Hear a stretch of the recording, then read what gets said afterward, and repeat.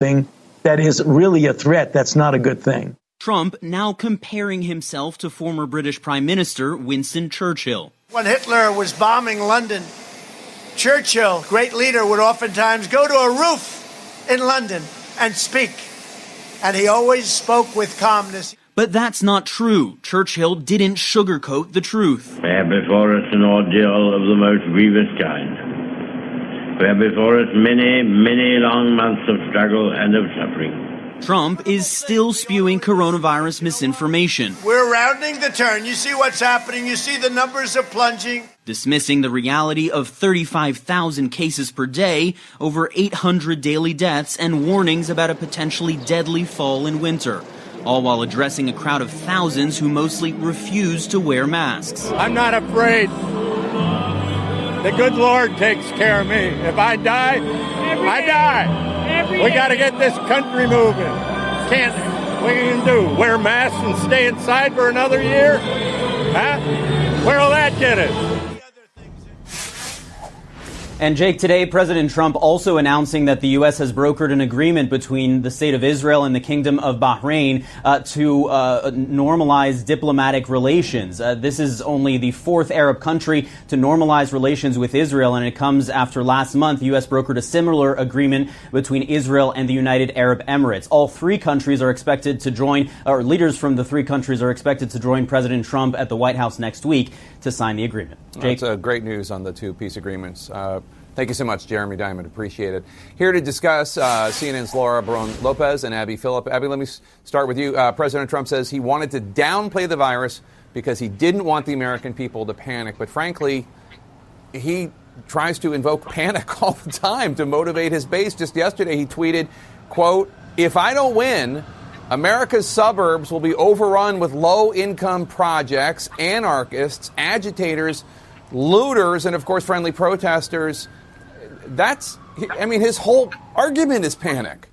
Exactly. And if you listen to even his speech last night, he was sounding the same basic tune, warning that the suburbs are going to be overrun by anarchists. There are going to be murders all over the country. I mean, this is not a president who shies away from turning up the temperature on his rhetoric. So it is not believable that that is the reason why he downplayed the coronavirus threat. And it's particularly it's a particularly ridiculous explanation from the White House's part, because these were warnings that really could have saved lives. I think watching, Jim Acosta's interviews with those Trump supporters at the rally really vividly illustrates the consequences of the president continuing to refuse to explain to the American people and level with them about what the threat is and what they can do to protect themselves. Yeah, I'm going to get to that in 1 second. But first, let me ask Laura. So Trump invoked Winston Churchill and FDR during his rally last night, suggesting that, like them during World War II, he was trying to avoid public panic during a time of crisis. But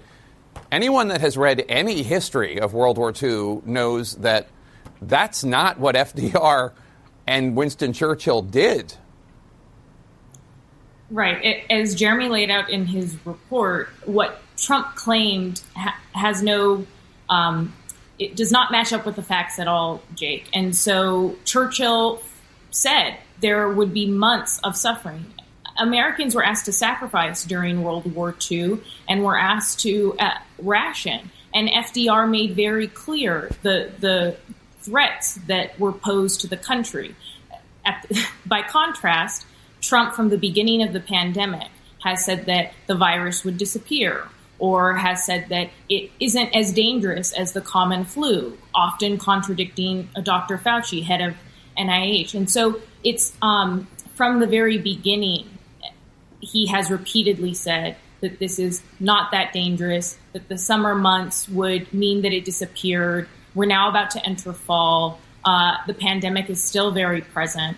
And CDC officials, former CDC officials that I've spoken to throughout the pandemic, have said how significant and critical it is when government leaders express empathy and actually level with citizens about what they need them to do in order to help during a pandemic like this, to help it pass and to get past it. So, Abby, health officials I speak to say there are two things that we need to be doing right now. One is everybody needs to be wearing masks when they're near somebody else, other than obviously in their family. And two is testing overwhelmingly. So you talked about the messages that Trump's base, Trump's rally goers are getting from him. Jim Acosta interviewed some of them last night. Let's roll some of those, and I want to get your reaction. Why are you not wearing your mask? Because there's no COVID. It's a fake pandemic created to destroy the United States of America. But the president said to Bob Woodward that there is a virus, the coronavirus, and that it is deadly. That's his opinion. The truth is that the CDC said there's only less than 10,000 people died from COVID. I could do an hour just fact-checking that one guy. The CDC does not say there's been fewer than 10,000 people who have died from COVID. This is a number that's been taken out of context, floated by conspiracy theories, who believe that if you, on a medical chart, for instance, if you had any comorbidity, let's say that you had asthma and then you died of COVID and the doctor wrote asthma and COVID, that wasn't a COVID death.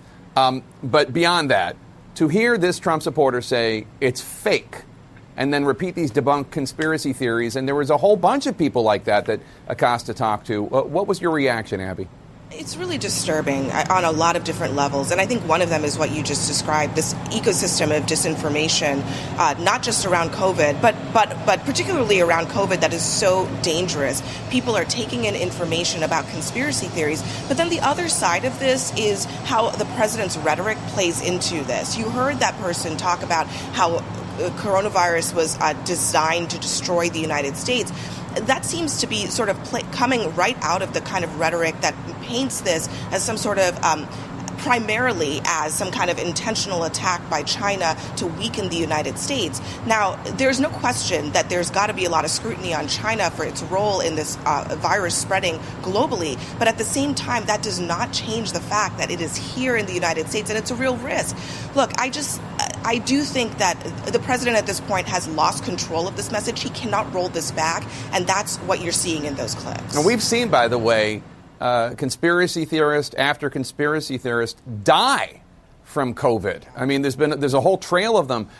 Laura, yesterday, Trump, unprompted, listed off all the cable, all the Fox and Fox Business that he watched on Wednesday. The Biden campaign was quick to point out that meant that the president had watched 480 minutes of television while more than 1,000 Americans were dying from COVID. In some ways, Trump is playing right into the hands of Democrats. I wonder how effective an attack you think it is, though. Well, all the polls that we've seen this week and last week, Jake, show that coronavirus is still very top of mind for voters, and that when they're asked who they trust to handle the pandemic the most, Biden in a number of polls leads by double digits. So that suggests that this is something that is top of mind for them. Also, the impact of the pandemic on the economy is top of mind for them when they're thinking about who they're going to vote for in this election. And a lot of what Biden's campaign has been focusing on is that very detail. They're talking about the economy a lot. They're talking about the virus a lot. And by contrast, Trump, in a lot of his ads, is very much focused on so-called rioting, on crime, on this law and order message that is based on fallacies. Or panic, we should just call it. It's a panic ad. Right. Laura Barone-Lopez, Abby Phillip, thanks to both of you. Appreciate your coming on. President Trump spilling a nuclear secret, how his penchant for bragging may have theoretically helped America's enemies. That's next. Stay with us. In our World Lead today, the president bragging about a previously secret, new nuclear weapon system in the new Bob Woodward book, telling the journalist, quote, "I have built a nuclear or weapon system that nobody's ever had in this country before. We have stuff that Putin and Xi have never heard about before. There's nobody. What we have is incredible." Let's bring in former House Intelligence Committee Chairman Mike Rogers and former DHS Assistant Secretary Juliette Kayyem. Juliette, let me start with you. Your reaction to the president bragging about this classified weapon system to a journalist, knowing he's on the record. Woodward checked with his sources and found out that it's true. There is a secret weapon system. They were surprised that the president had told him about it. Yeah, I see this as impacting sort of three audiences. First is, of course, our enemies who now know that there's some new system, and as you said, Woodward validated that there is some new system, which may be inconsistent with treaty obligations, legal obligations, or even statements made between all the leaders. The second is our allies. This is what is so frustrating about Donald Trump's mouth, among other things, which is our allies see this as well. And why the heck would they share anything with us, right, at this stage?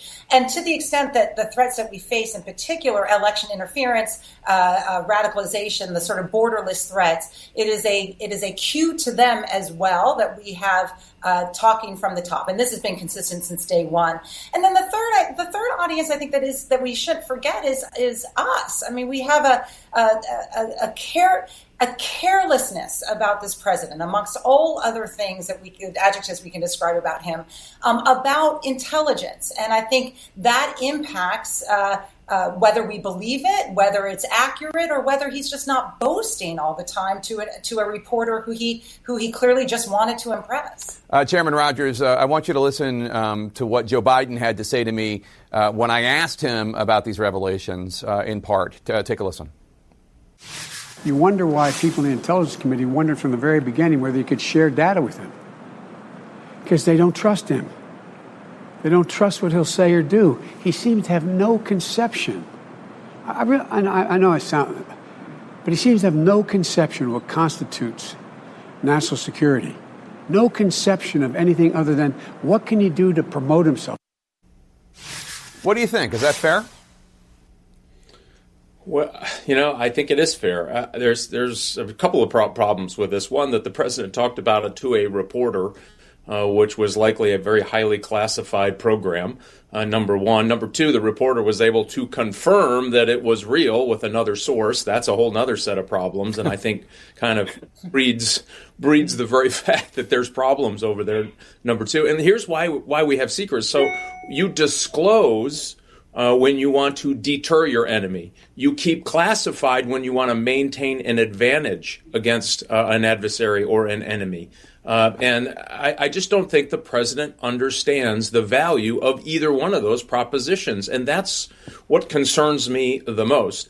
And as a former intel guy and an FBI guy, what the counterintelligence folks will do, or our adversaries' intelligence services, will start taking that bit of information and go back and try to figure out where does the program, is housed. They'll go through a whole list of things like, okay, how do we learn more about this program, and how do we target Americans to recruit to learn more about this? It gives a piece of a puzzle that should not be disclosed, and it's maddening to me.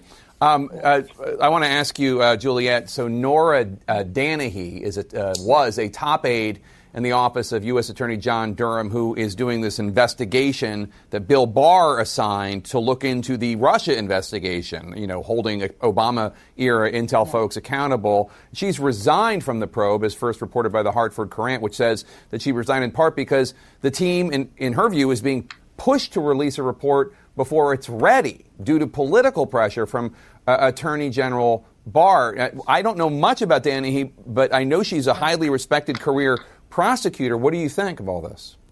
I think it's a story to the extent that Durham's story is going to be a story. So I got a text from a friend of mine who knows her, who says she's sort of like Fiona Hill. All these women sort of step forward to at least expose what is going on in these investigations. Look, the week started with the Chief of Staff, Mark Meadows, talking about a pending case, that he knew information.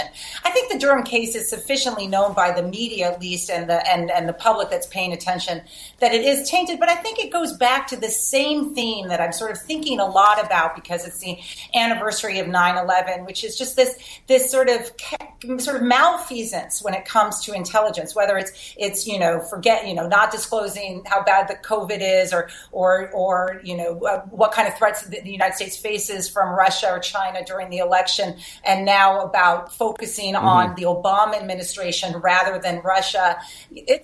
It's sort of a malfeasance about intelligence at this stage. And Chairman Rogers, speaking of Russia, the U.S. Treasury is now sanctioning a Ukrainian lawmaker who has ties to Trump's personal attorney, Rudy Giuliani. The U.S. Treasury Department saying that this Ukrainian is a Russian spy. And this is somebody that Giuliani met with just last year, was working with to push this anti-Biden material. How concerning do you find this? Well, as I have said many times, even on this program, you can't swing a ring of sausages in Ukraine without hitting somebody who's affiliated with the Russian intelligence service. It is just intel'd up all over that place, and it has been for years.